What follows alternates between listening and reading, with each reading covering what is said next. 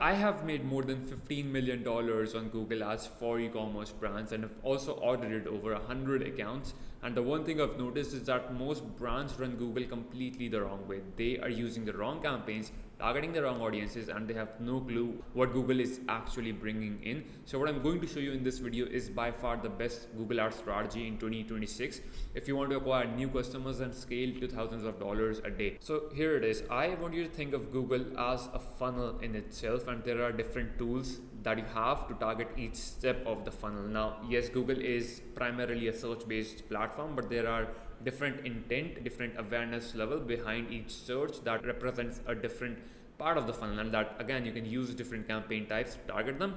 So let's start with bottom of funnel traffic, because this is the people that are aware of your brand. Okay, that is what they're searching for on Google. You brought them in from maybe non-brand searches on Google or your organic content or your Facebook ads or anywhere, but they're searching for you now on Google, right? And since they're already at the bottom of funnel, they have a very high intent, so they have a very high ROAS. So it is pretty easy to convert someone who is already looking for you, right? And that also represents a problem, because most brands get stuck over here. They're spending more than 50% to 80% or even more percent of their budget on purely branded traffic, but that is not what you're supposed to do with Google Ads. You're supposed to bring in new people into your ecosystem and convert them, right? Because this traffic is not very incremental, although Google is taking the credit for this conversion, but you actually brought them in from some other efforts of your marketing. However, that being said, it is still important to defend your brand name on Google, because if you don't do that, then your competitors can take away some of your traffic. That is very common. We also do that. We steal our clients, competitors' traffic. That is very common. So you need to be defending your brand name. But the way to do that is you have separated your brand campaigns versus non-brand campaigns. So these are the brand campaigns that we use to defend a brand name.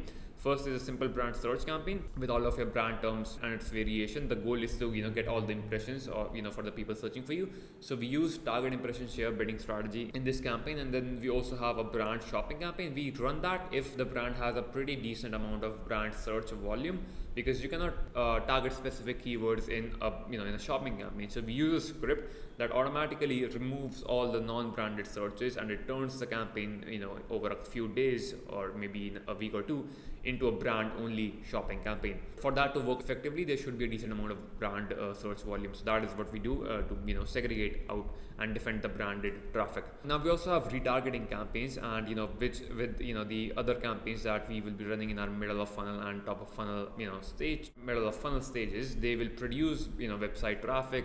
They will produce website visitors, add to cart, people adding the product to the cart, starting the checkout. So all of these can be used as a remarketing audience.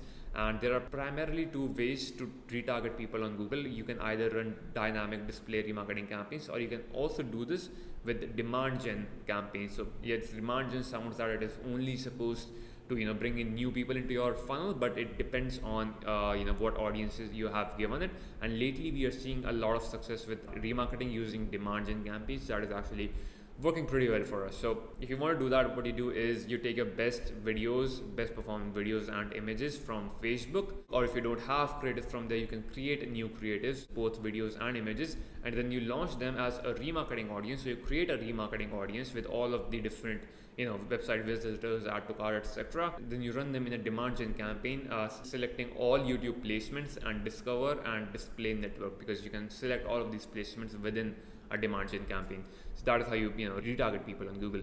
Then you have your bread and butter on Google, which will be middle of funnel traffic for most of the brands. And the reason I say that is because on bottom of funnel, you should not be spending any more than 5 to 10% of your daily total budget, right?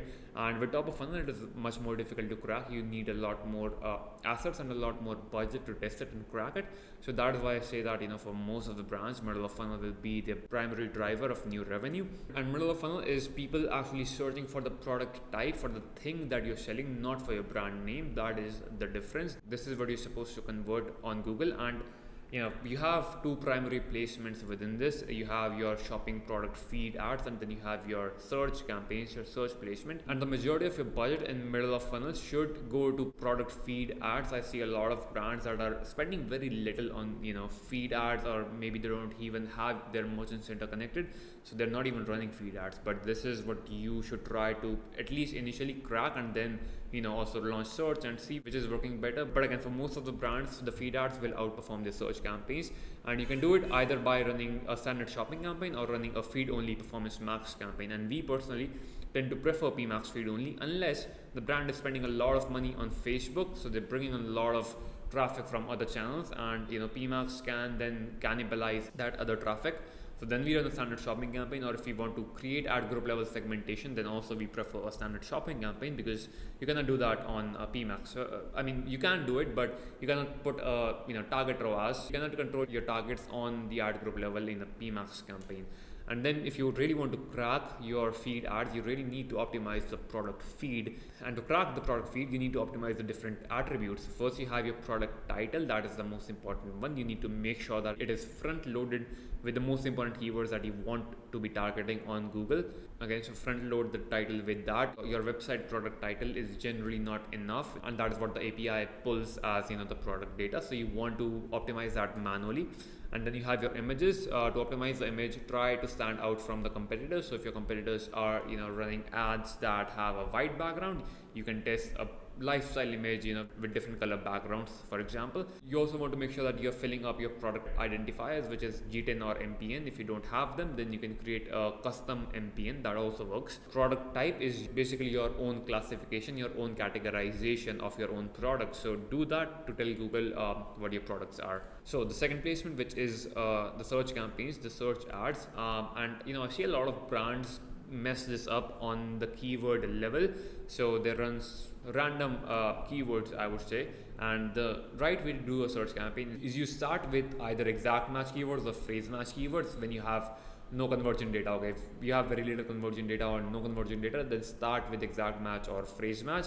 And once you have enough conversion data that you're utilizing smart bidding like target ROAS, then you can add broad match keywords within it. And you should have no more than 8 to 10 keywords per ad group in 2026 and moving forward. I see a lot of brands give every single grammatical variation of the keywords that they want to target, but that is not how Google works. Google looks at the meaning behind the search term that you're targeting. And the last thing is you want a full message match between the search term and the post-click experience. So what you do is you segment your search campaign into different ad groups based on the different themes or different ways people search to find your product, or different subcategories that you want to target. For example, for a watch brand, one ad group could be for generic watch searches, right? One ad group could be for affordable watch searches. One could be for gold colored watch searches, depending on how many keyword volume there is.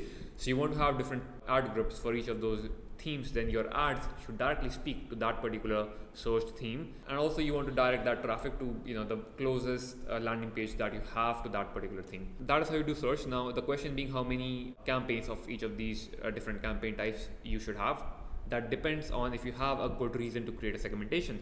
So for example, if you are running your shopping placement and you see some of the products are outperforming all of the other, then yes, you should have a segmentation for those bestsellers with the highest budget, because you want to spend most of your money on your bestsellers, right? So then it makes sense. Or if you have certain products that have the highest margins, then you again want to run them in separate campaign, because your goals on them are going to be different.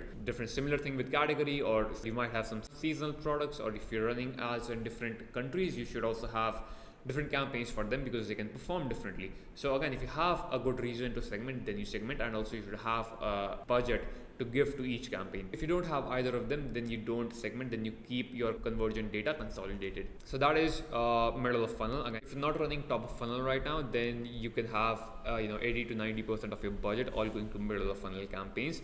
But for top of funnel, you have two different ways to target top of funnel audience, and the first one is using what is called top of funnel search campaign. So the difference between these two search campaigns is that here we're targeting solution aware people, so they already know the solution and they're searching for the product. In the top of funnel search campaign, we are targeting the problem itself, so people that are aware of problem but maybe not of the solution. So again, you're targeting the problem, and that should naturally lead to your product as the solution of that problem. For example, you could be targeting keywords or search terms like how to get Korean skin. So if you sell, a Korean skincare product, then that is something you could be targeting.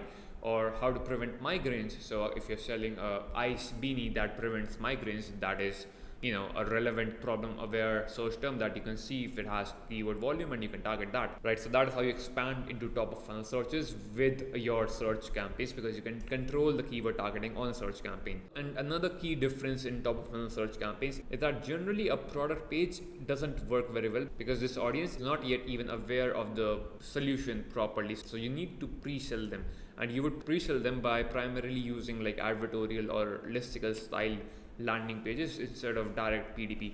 That is what you should be testing here. It of course should be very relevant to the exact search theme that you're targeting. Then the second thing you have here is demand gen campaigns. And again, the targeting in demand gen depends on the audience that you are actually targeting. For a retargeting demand gen campaign, you can give it your website visitors and all of those people.